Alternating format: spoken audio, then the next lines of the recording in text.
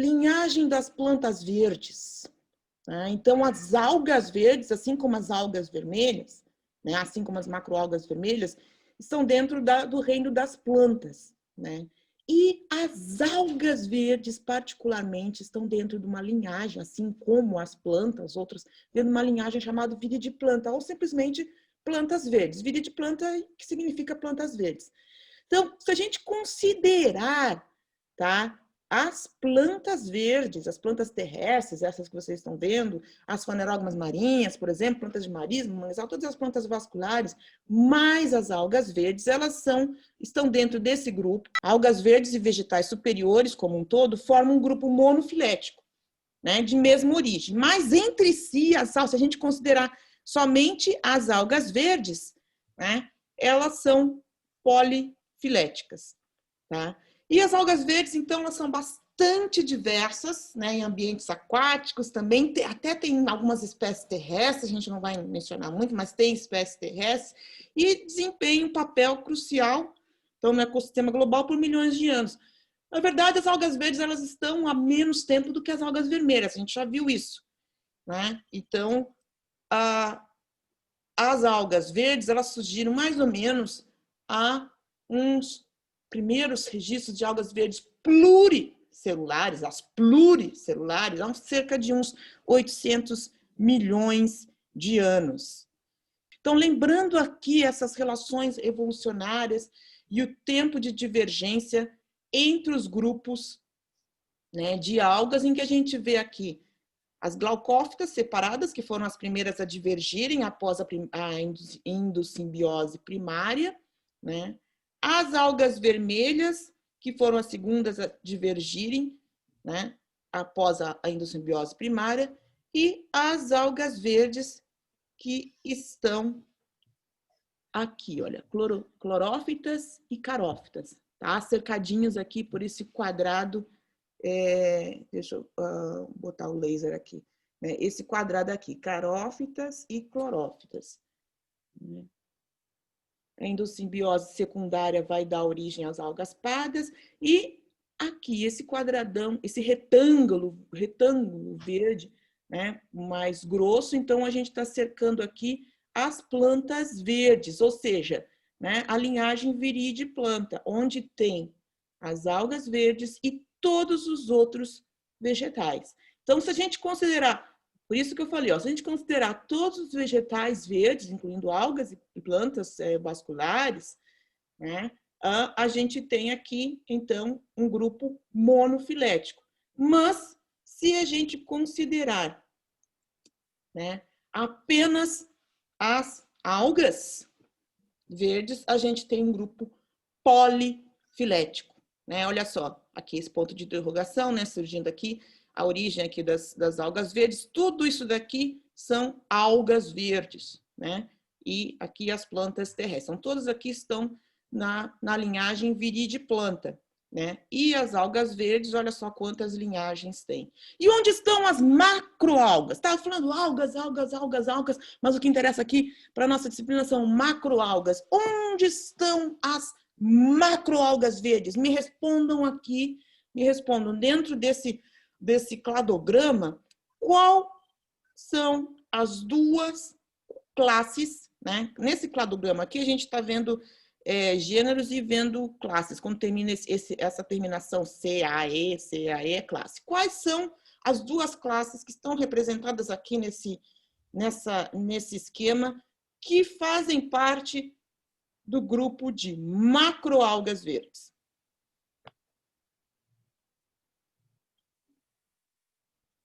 As ulvofícias e as clorofícias?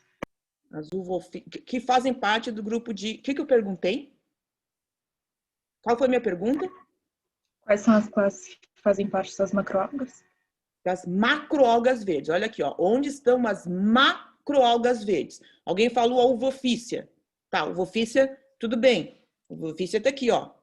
Né? Então, ulvofícias são a classe de macroalgas verdes, que praticamente quase todas, né, ou 90% são marinhas. E alguém falou clorofícia também? Clorofícia está aqui, ó. É uma classe de microalgas. Tá? A clorofícia hoje é considerada, a clorofícia é uma classe de microalgas. Qual é a outra classe onde a gente encontra macroalgas verdes? Vamos lá, valendo brinde, gente! As carofícias, então?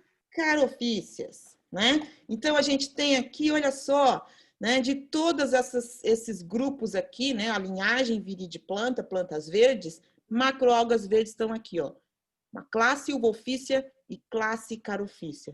E olha só, uma de um lado, outra do outro. Então, são linhagens, é um grupo que é polifilético. E, por sinal, as carofícias que estão mais próximas dos vegetais superiores, das plantas vasculares, do que as próprias macroalgas verdes. Porque a carofícia foi uma linhagem que evoluiu, que a partir, né, das carofícias surgiram os primeiros vegetais verdes. Então, esse grupo aqui, carofícia, que hoje é representado por pouquíssimos gêneros de água doce, né? Pouquíssimos gêneros. A gente tem no Brasil 2 gêneros, né, e poucas espécies, né? A cara e a nitela, na verdade, tem uma importância muito grande evolutiva, que é a partir de um primitivo dessa alga aqui, dessa macroalga, que deu origem a todas as embriófitas, né? Tanto que a carofícia, ela tem uma carinha, tem um jeitinho assim de planta superior, e ela tem algumas características evolutivas, particularmente reprodutivas, que indicam, né, a sua aparato, né, reprodutivo mais evoluído comparado às outras macroalgas. Então tá lá, 2 classes de macroalgas verdes, uvolfícia e carofícia. A gente tem todas as outras classes, né, que se pertencem, que são de microalgas. Tá?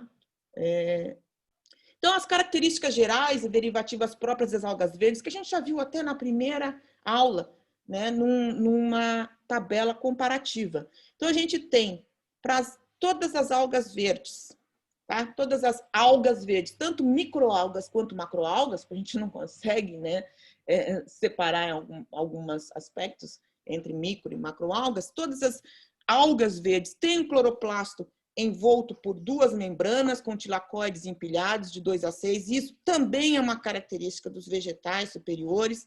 Pigmentos, todo mundo tem clorofila A. Qualquer produtor primário fotossintetizante tem clorofila A. Mas as algas verdes, e assim como os vegetais superiores, possuem clorofila B, né? E ainda possuem caroteno e xantofilas, nas algas particularmente, né, neoxantinas, xantina, que são característicos dessas algas. Substâncias de reserva, né, amido intraplastidal, que é depositado dentro do cloroplasto em associação com o pirenoide. E a parede celular com um padrão de distribuição bastante típico desses vegetais e células flageladas com padrão típico dos vegetais. Então, passando rapidamente, isso daqui é um assunto, matéria de anatofísio, né, os cloroplastos das algas verdes, que também é igual aos cloroplastos das plantas superiores, ou parecido, né, onde tem 2 membranas, né, que são resultado da endossimbiose primária, e a gente tem aqui dentro do cloroplasto o esquema da estrutura do cloroplasto em corte transversal, mostrando as pilhas de tilacoides, que também isso já é assunto passado, né, que são como moedinhas, né, e pilhas de moedinhas, e é nessas pilhas de moedinhas, nesses tilacoides, e dentro do cloroplasto, né, que vai ocorrer os processos fotossintéticos. No tilacoide, o processo de fotoquímica, né, e é no estroma que vai ocorrer a fixação de carbono. Então, esse é um típico cloroplasto de algas verdes e de plantas verdes, né? E somente as algas verdes e plantas verdes que têm a clorofila B. A parede celular típica composta, né, de fibrilas de celulose organizadas de maneira semelhante dos vegetais superiores. Então, tá a estrutura flagelada das algas verdes. As macroalgas verdes, o que resultou de estrutura flagelar, como a gente já viu, é nos gametas e nos esporos. E todas elas possuem, então, 2 ou 4 flagelos. Os gametas, os esporos das algas verdes possuem 2 ou 4 flagelos em geral, ou então uma estrutura assim, que nem essa cabeleira aqui, cabeleira em pé, que é chamada estrutura Stefanoconte. Tá?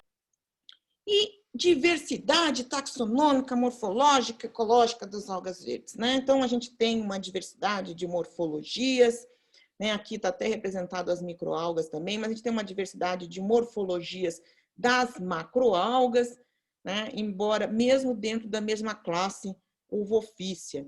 Essa classificação atual das macroalgas é filogeneticamente mais coerente, né, que privilegia os aspectos ultraestruturais, que é aquilo que a gente mencionou ali, do flagelo, tipo de meiose, né, mais do que a própria organização do talo. Olha só, né, se a gente fosse basear na organização do talo, tem muita diferenciação, assim, que seria muito difícil de, como era há pouco tempo atrás, difícil de classificar taxonomicamente, por isso as algas viviam mudando de grupo toda hora, até que, né, com a ajuda da biologia molecular, esclareceu muita coisa e com os indivíduos nos seus grupos de acordo com os seus processos evolutivos e a filogenia evolutiva.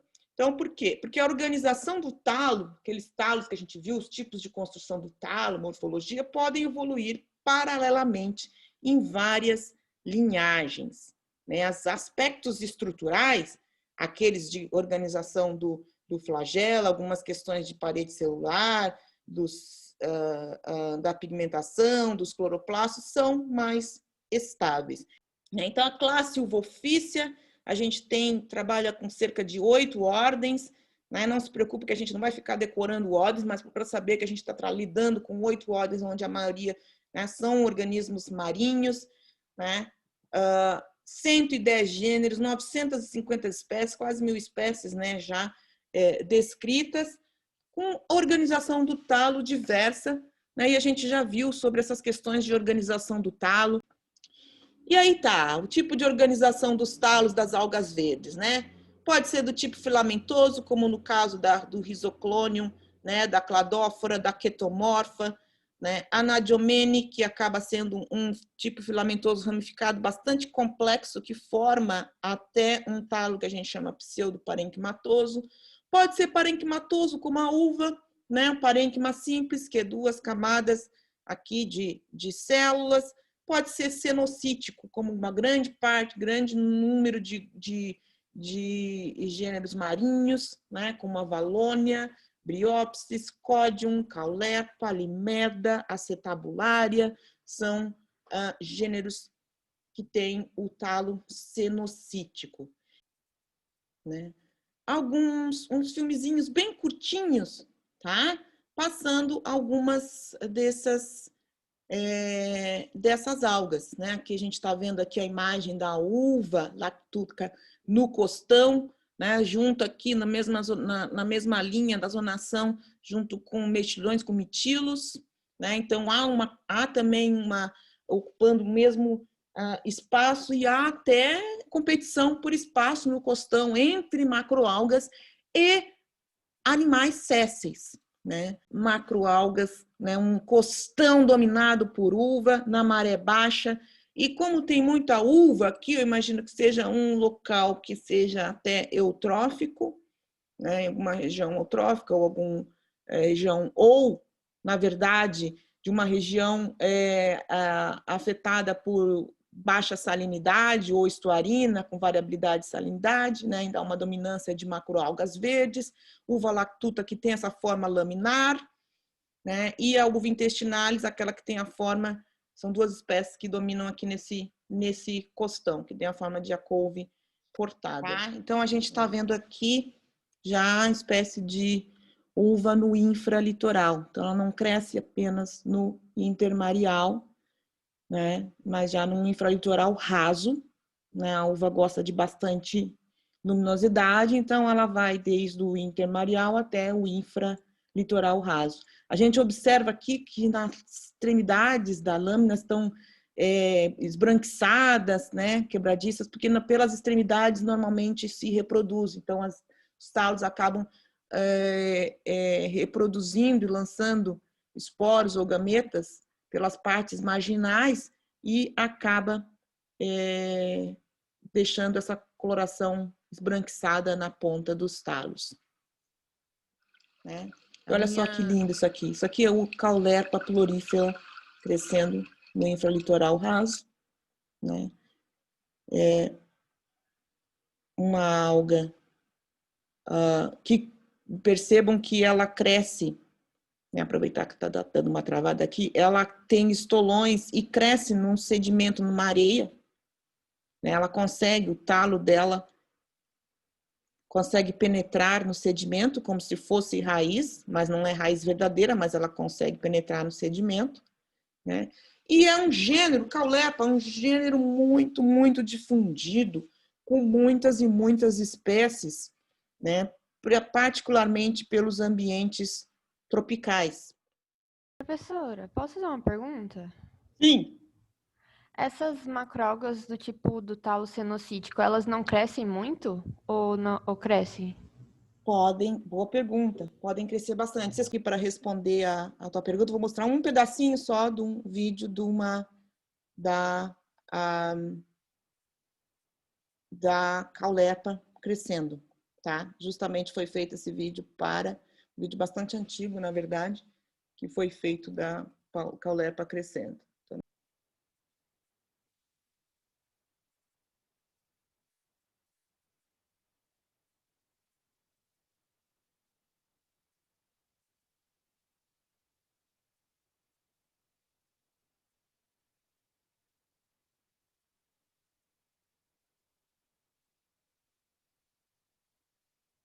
Tropical marine alga, Caulerpa, is rather like a small fern.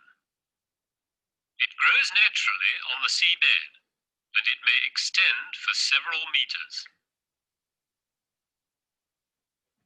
Unlikely though it may seem, the Caulerpa plant consists of but a single cell, which contains a great many nuclei. Caulerpa shows clearly that a single cell of very large size can possess structural and functional differences similar to those which are to be found in multicellular plants.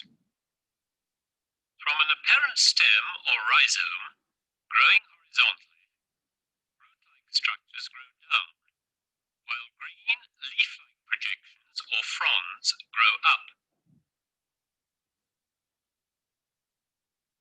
Since the cytoplasm is continuous throughout the plant, organelles are free to move from one region to another.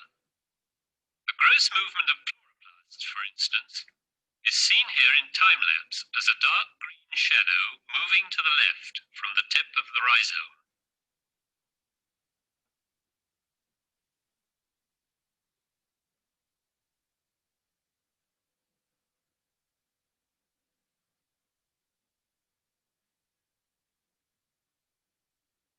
The rhizome is restricted to elongation at its tip.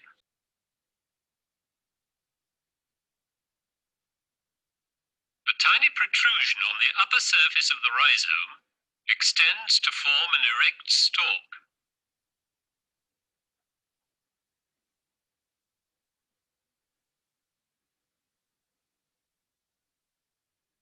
pessoal, tá From the vendo? very tip of this stalk, pairs of flaps resembling leaflets arise in regular synchrony, growing in a single plane. The growth you see here took 4 days. But remember, you are not looking at a multicellular structure like a fern frond or a pinnate leaf. You are watching a single cell, parts of which are being elaborated into 3 different shapes: the rhizome, the rootlets, and the leaf-like fronds. Perhaps the principles explaining the development of shape in multinucleate algae, and in the higher plants as well, may be explored more readily in this organism where the phenomena are displayed in such a dramatic and accessible way.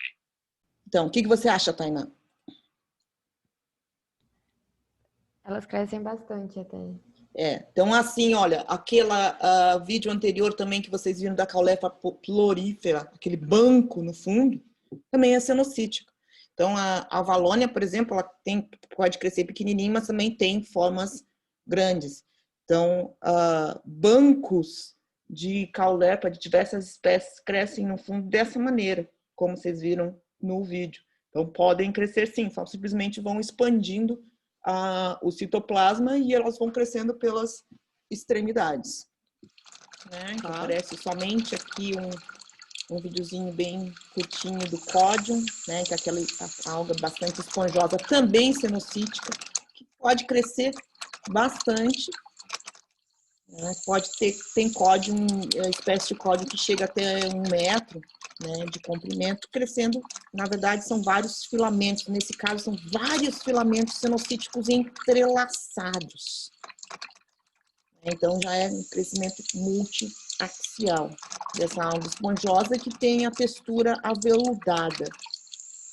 Então, eu só pedir que quando vocês estivessem visualizando, quando estiver consultando, né, as aulas, dá uma olhadinha um pouquinho mais com carinho em cada um desses videozinhos que são bem curtos, tá? E tem a disponibilidade, a maior parte deles tem a disponibilidade com legenda em português para quem tiver dificuldade com o inglês. Mas o inglês está bem facinho também.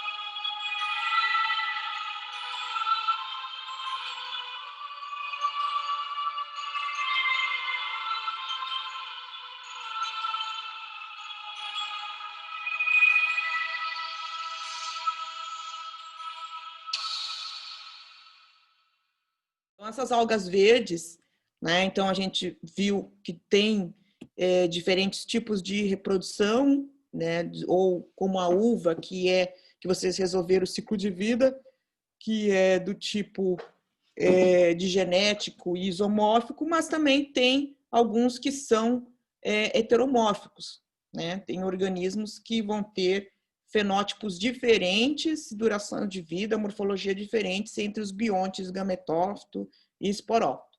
Isso depois vão ver em exercícios de ciclos de vida. Né?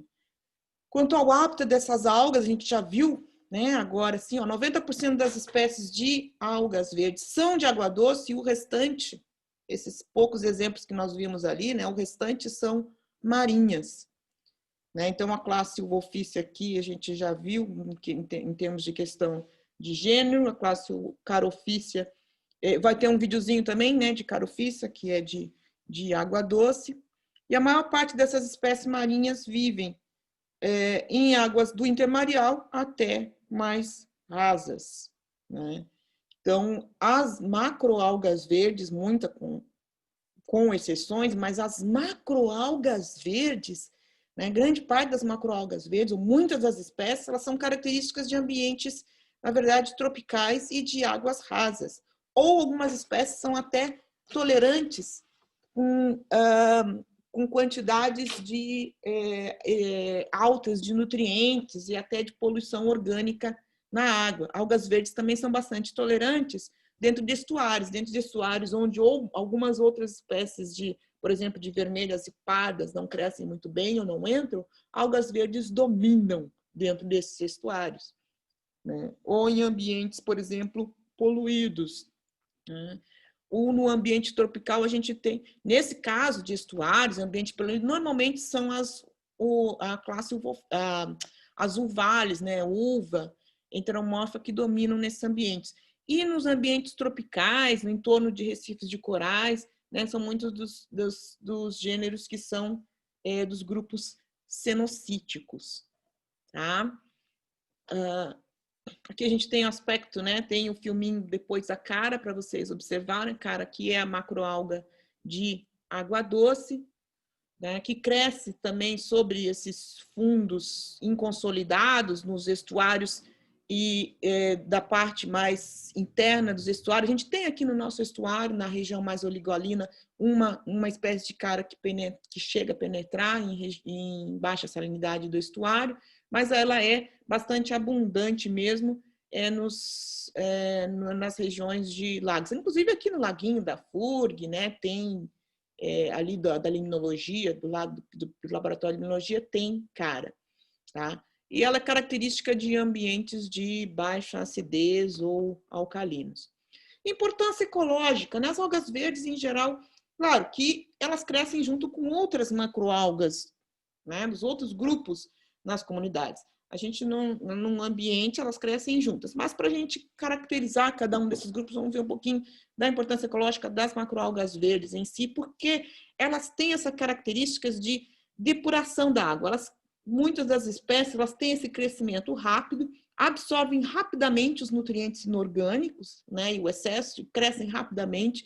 Então, elas têm uma função ecológica no ambiente de depurar águas que são eutróficas ou mais eutrofizadas, né? Particularmente, muitas dessas espécies vão ter uma afinidade bastante grande por absorção de nitrogênio amoniacal, que é tóxico para muitas das macroalgas, particularmente das vermelhas, das pardas, principalmente, né? As algas verdes ocupam esses nichos eutróficos e mais eutrofizados. E por isso, também, isso explica, né, na verdade, a ocupação dela nos ambientes de água doce, né, o reino de água doce, onde tem uma maior quantidade de nitritos, nitrogenados, né, com termos de concentração, do que do ambiente marinho. Mas, tá, elas são benéficas? São, em quantidades, em abundâncias moderadas, num funcionamento normal, junto com outras macroalgas, são benéficas, né, trazem nichos ecológicos, físicos e tróficos, são importantes nos ambientes estuarinos, onde outras algas, por exemplo, pardas e vermelhas, não crescem tão bem, mas podem trazer também problemas ambientais, por exemplo, como florações de macroalgas verdes que causam as chamadas marés verdes. Quando essas algas crescem em excesso, como a gente está vendo aqui embaixo nessa imagem, né, por algum distúrbio ambiental, de condições ou eutrofizadas, ou algumas condições particulares hidrológicas e oceanográficas, promovem o crescimento excessivo de macroalgas verdes, particularmente do gênero uva, espécies do gênero uva, né? E esse crescimento excessivo forma biomassas que saem flutuando na coluna d'água e vão continuando crescendo, fotossintetizando, se reproduzindo na coluna d'água, vão se juntando massas com massas, formando o que a gente chama de maré verde, que pode chegar na zona costeira, cobrir, né, o bentos, pode formar camadas grossas de biomassas, por exemplo, sobre bancos de fanerógamas, sobre bancos de outras macroalgas, e com a morte dessa biomassa vai causar anoxia, hipoxia e anoxia na superfície do sedimento, podendo matar, causar morte dos animais também, além de lançar substâncias por asfixia e por lançamento de toxinas, né, após a decomposição dessas algas. Aqui a gente está vendo, aqui um esquema de um evento muito grande, né, que ocorreu, um dos primeiros que foi registrados, né, da China na época das Olimpíadas de Beijing, lá em 2008, mas que ano a ano acontece, né, uma monstruosa maré verde que, em determinadas condições oceanográficas e em determinadas épocas do ano, acontece de aumentar muito, crescer, flutuar, né, viajar por quilômetros no oceano, e quando nessa região aqui, nessa baía aqui da China, né, quando são ventos que empurram essas massas para a região costeira, então elas acabam encalhando, né, e promovendo grandes problemas estéticos, ambientais, né, nessa região. Nesse caso aqui, essas algas,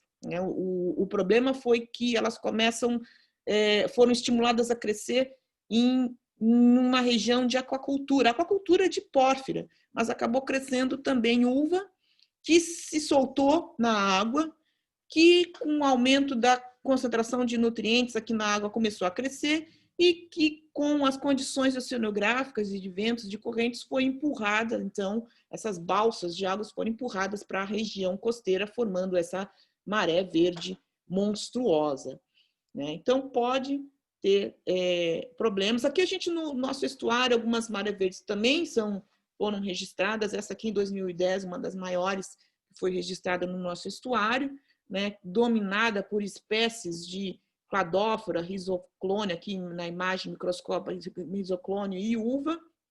A gente registrou essa maré, mostrou, até tem imagens de satélites, né? Todo ano sempre tem macroalgas verdes crescendo no estuário e em alguns anos, em determinadas condições, elas crescem mais, né? E acabam provocando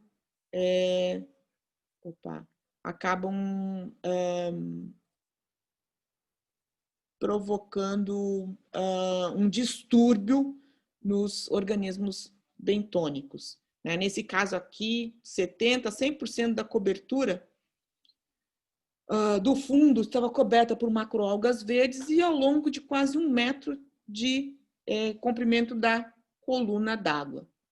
Tá? Outro problema ambiental também, né, são as espécies invasoras. Então, tem muitas espécies de caulerpa, por exemplo, particularmente caulerpa taxifolia, que são invasoras, né, e acabam crescendo muito rapidamente, né? Caulerpa, aquela que é cenocítica, mas tem estolão, então acaba tendo um crescimento vegetativo muito rápido, né? Expande através de estolão, um crescimento vegetativo pelo sedimento inconsolidado e acaba ocupando espaço. Por exemplo, né, no caso de Caulerpa taxifolia, lá no Mediterrâneo, acabou ocupando espaço até de fanerógamas marinhas, ou em alguns ambientes acabou ocupando espaços de outras espécies de macroalgas ou outras espécies de caulerpa. Então, diversas espécies de caulerpa são detectadas com capacidade invasiva em regiões tropicais e temperadas quentes do mundo.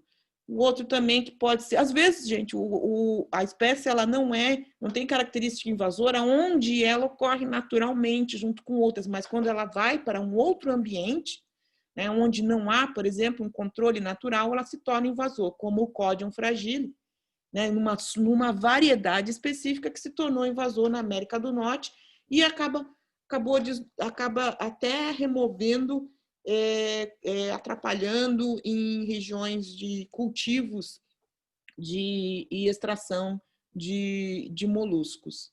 Né? Caulerpa taxifolia, conhecida também como a alga assassina, né, que acidentalmente foi liberada no ambiente lá na década de 80, né, por uma limpeza de aquário que ocorreu no mar Mediterrâneo, num aquário da França, e rapidamente se espalhou pelo mar Mediterrâneo e deslocou muitas pradarias de fanerógamas marinhas, né, de Cimodocea, de Posidônia, e tornou-se um problema ambiental muito sério que saiu até do Mediterrâneo, se espalhou para outras regiões, né? Foi detectado na Austrália, foi detectado na América do Norte, muito difícil no Mediterrâneo, ainda tem muito difícil de se eliminar, uma alga que um pedacinho dela se transforma, né? Se você pega a alga e parte em muitos pedacinhos, né? Você não destrói a alga, você transforma ela em diversos propágulos, muito fácil de se propagar pelos os motores, né? Se agarra nos remos, nas roupas de mergulho, então foi muito rapidamente se espalhando. Então, realmente causou um problema muito sério, Caulerpa taxifolia, no Mediterrâneo, e as medidas de controle são muito difíceis. Você não pode lançar nenhum químico, né, para matar a alga no ambiente que você vai atingir outros organismos, sem atingir os outros organismos. Né, e remover mecanicamente, né, é dispendioso e quase não resolve. Tá? Uso, cultivo, importância econômica das macroalgas verdes.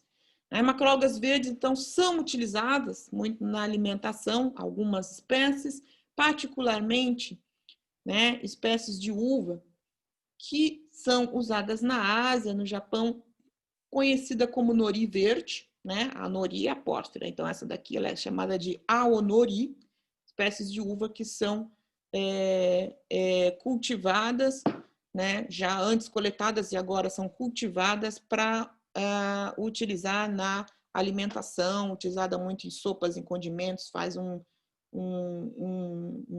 macerado, né, dessas algas. Outras algas também são utilizadas, né, na alimentação, como caulerpa, né, monostromo, códium. Algumas são utilizadas na ração, para ração de gado, até de fertilizantes naturais, na biofiltração de efluentes, na produção de biogás. A gente tem alguns experimentos com produção de biogás a partir de uva também. E aqui a gente está vendo... Pessoal, estamos aqui? Estamos acompanhando? Olá? Sim.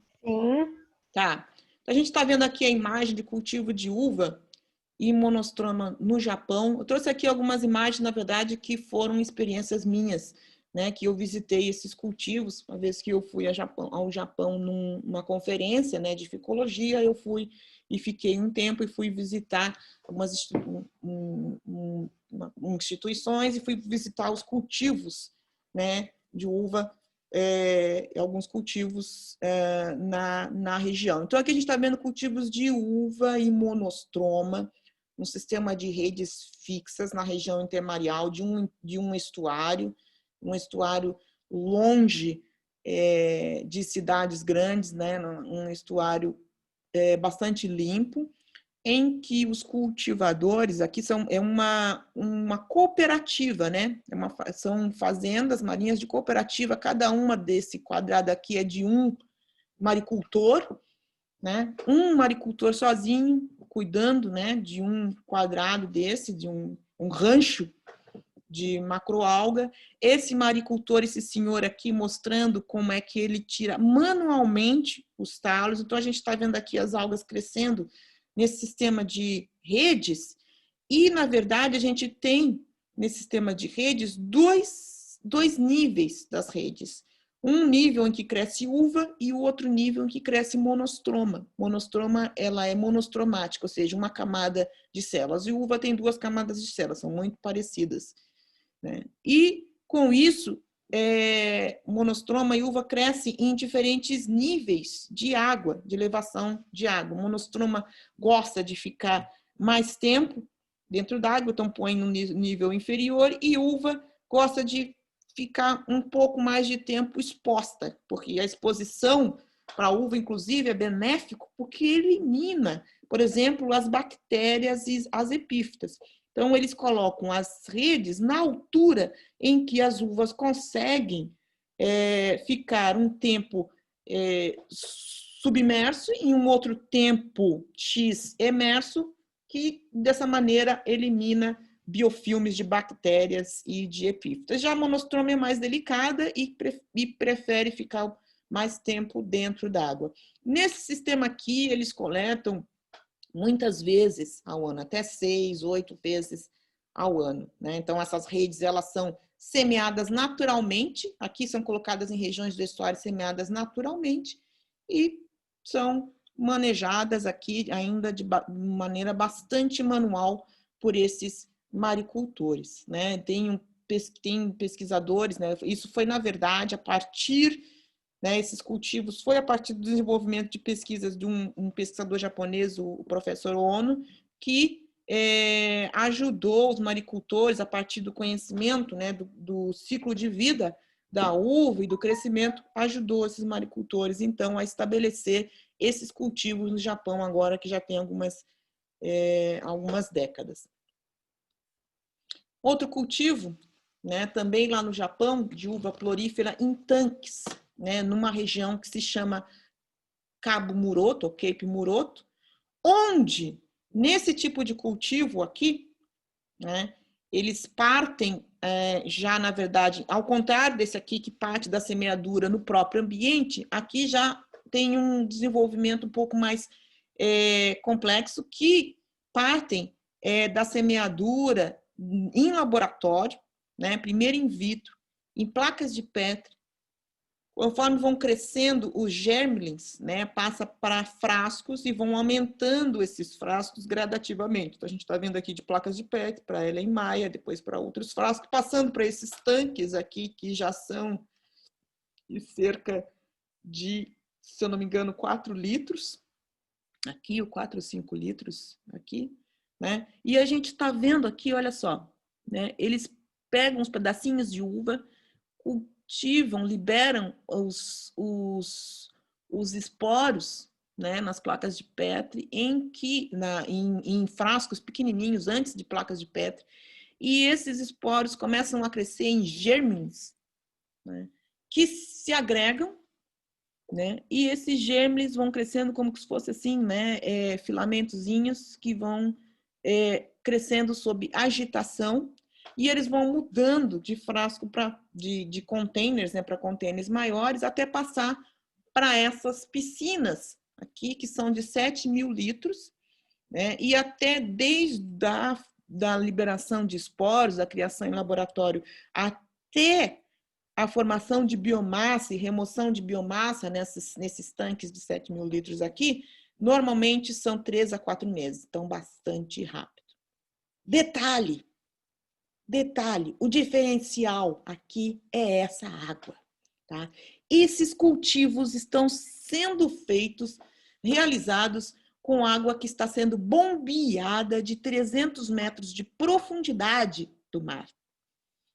Então, essa água bombeada de 300 metros de profundidade, ela vem com uma quantidade de nutrientes constante, elevada e constante o ano inteiro, de nitratos, de fosfato, de temperatura baixa, uma água bastante limpa, bastante clara, né? Com condições abióticas ótimas para o crescimento dessa água. Então, eles conseguem manter esses cultivos ao longo de todo o ano, com água em circulação, bombeando essa água do mar, do fundo ali do Oceano Pacífico, né, na frente desse cabo, de 300 metros de profundidade. Obviamente que isso é um investimento que não é só, né, feito pela universidade, daqui tem a participação da prefeitura, né, ou o governo da região local, que financiou, que apoia, que financia, na verdade, essa bomba, que sustenta essa bomba, né, de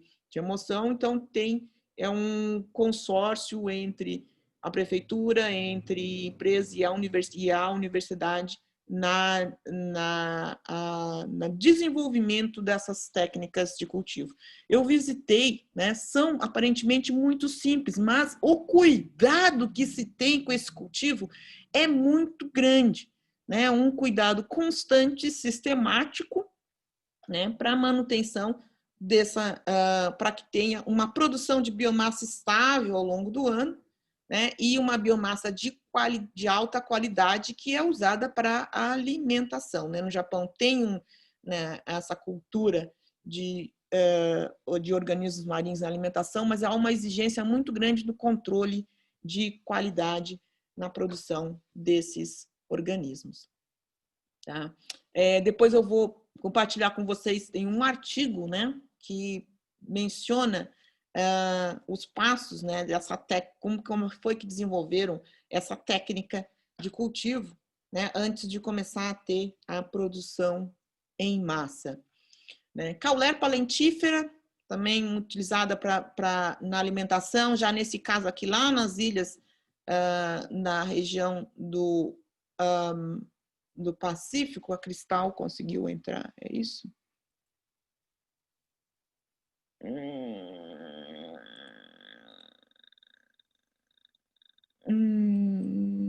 Admite, tá?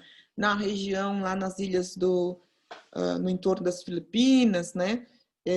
Se consome caulerpa lentífera e é tanto cultivada como coletada no ambiente, né? Utilizada muito em saladas. Normalmente são as mulheres que coletam ou que cultivam, tá? A outra, estamos acabando aqui, a outra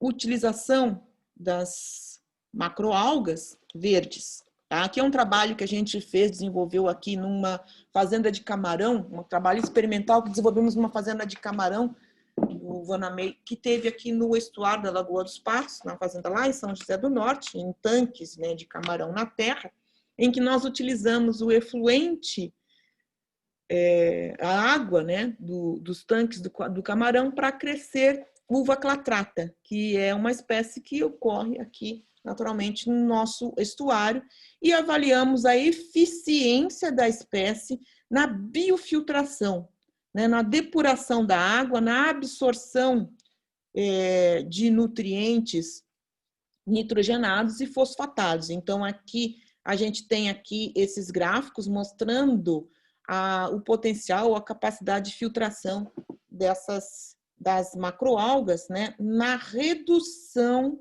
de, por exemplo, nitrogênio amoniacal, né? A gente tem aqui concentrações de nitrogênio amoniacal, concentrações de nitrato, nitrito e fosfato, no tempo, né? O tempo zero aqui, quando a gente começou o experimento, né? Então, a água aqui, que ela sai do efluente, né, em concentrações mais elevadas aqui de todos esses nutrientes, e o que aconteceu ao longo do tempo, né, em tanques que têm macroalgas e sem macroalgas, tanques com macroalgas e tanques controles, né, com fluxo e sem movimentação da água, e né, em fluxo estático ou contínuo. Então, a gente vê aqui uma redução bastante grande no nitrogênio amoniacal, particularmente, né, nas primeiras horas já, nos tanques que tiveram uma quantidade de biomassa de uva clatrata,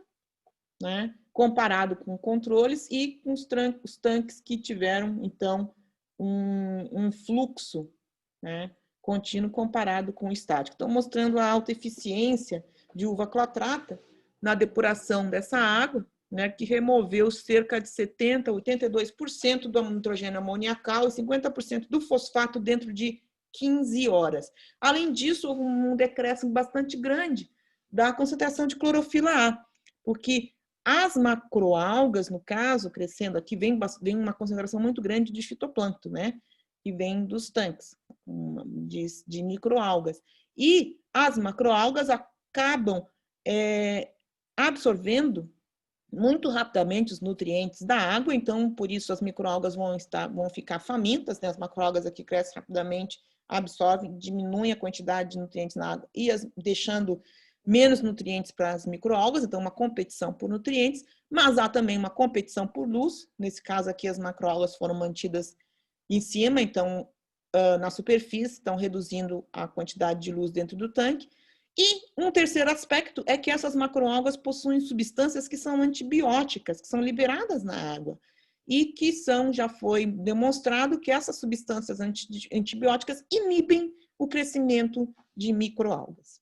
Tá? Então, pode ter 3 processos aqui envolvidos com a redução do fitoplâncton, da clorofila A na água, que é a competição por nutrientes, a inibição da luz e o processo inibitório por substâncias que inibem o crescimento ou que até são antibióticas para as microalgas.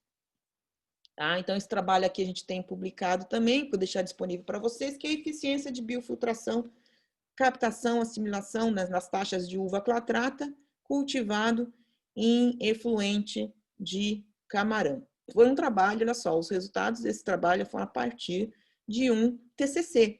Tá? Foi um trabalho de recém-doutor, em que eu tive um aluno da oceanologia na época, né? o Thiago Tomina, né? Que desenvolveu o seu TCC com esse tema. E, por último, aqui, né, no caso, já no escalonamento. Pessoal, estão me ouvindo? Estão me acompanhando ou estão já dormindo? Ou estão almoçando? Sim, professora, estamos te ouvindo. Tá. Aqui no último slide, né, dessa parte aqui de aplicação, né, a gente está vendo aqui uma fazenda, né, de camarão e de macroalgas lá na região lá do México, chamada Aquafarms, que produz, então, a Aonori, que é a macroalga verde, né, para a produção de Aonori, e tem exportado, né, para o Japão. Então, as macroalgas verdes, que nesse caso aqui é a mesma espécie, essas que estão aparecendo aqui nessa imagem, a mesma espécie que nós cultivamos aqui, ó, no nosso estuário, uva clatrata. Eles, por acaso, coincidentemente, encontrei com esse pessoal aqui num congresso, e depois eles entraram em contato comigo, era a mesma espécie. Só que eles cultivaram lá, né, passaram já num escalonamento, né, numa escala maior, passaram a cultivar em tanques rasos essas algas e, posteriormente, passaram a crescer os camarões até junto com os tanques. Né? Então, tem camarões que comem ração e comem alga, e tem camarões que comem só alga. Fizeram comparações, né, de camarão crescendo só comendo ração, camarão crescendo ração com adicionamento de alga e camarão crescendo só em tanques de algas. Né? Então, avaliaram, né, a questão nutricional, né, a taxa de crescimento, a questão nutricional desses camarões que cresceram somente comendo alga, tiveram uma produção menor ou uma taxa de crescimento menor, esses camarões que comeram só alga, mas a qualidade, né, do tecido desse camarão, a qualidade nutricional desses camarões e a questão ambiental, sustentabilidade ambiental, é maior nesse caso dos camarões comendo somente alga.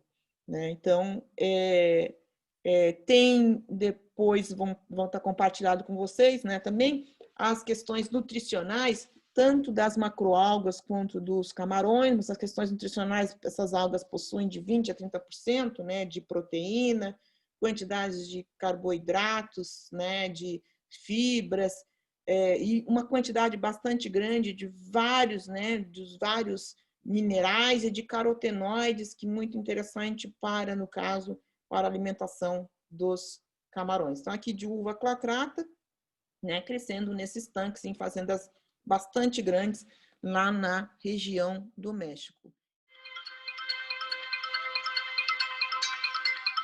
Em Sinaloa, no México.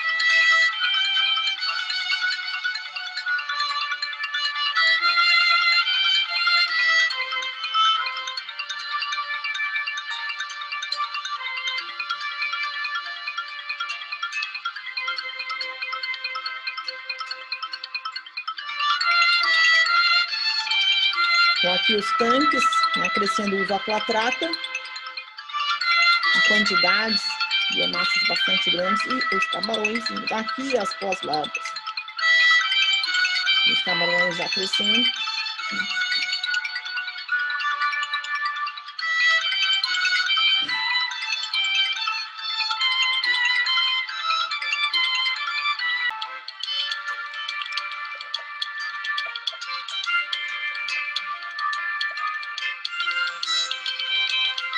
O processo aqui, né, a macroalga tem uma vantagem de estar, ao mesmo tempo, depurando a água, né, toda essa biomassa aqui está limpando a própria água de onde vivem os camarões, então um benefício para os camarões do cultivo, limpando a água dos próprios dejetos, né, e servindo de alimento. Além do que, há tanques que são separados, né, dos camarões também, que cultivam a alga em termos de biomassa para que é usada como fertilizante para ração para gado.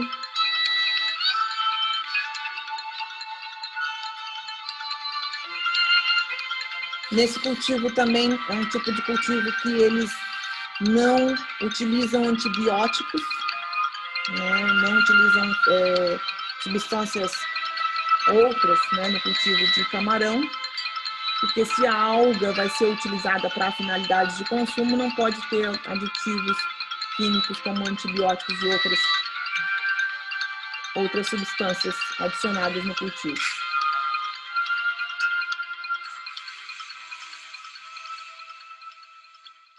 Olá. Sim, professor. Tá. Ai, já tá cansado. Sim, professora. Chega, professora. Vamos acabar com essa aula, professora. Já são 11h51, professora. Então, acabou, tá? A gente vai ter uma tarefinha de casa, eu vou deixar lá, né? Como as outras vezes, mas vou colocar isso já entre hoje e amanhã, de preferência hoje, né? Já vou tentar colocar hoje mesmo, tá? Uma tarefa a respeito dos importância ecológica e econômica, né, das macroalgas verdes, e uma que é a respeito dos ciclos de vida. Então, a parte que vai ser, então, assíncrona, né, que substitui a aula prática, na verdade, vai ser um exercício sobre os ciclos de vida, né, vai ter o ciclo de vida ali, né, de outras macroalgas, né, além daquelas 2 exemplos que vocês viram, e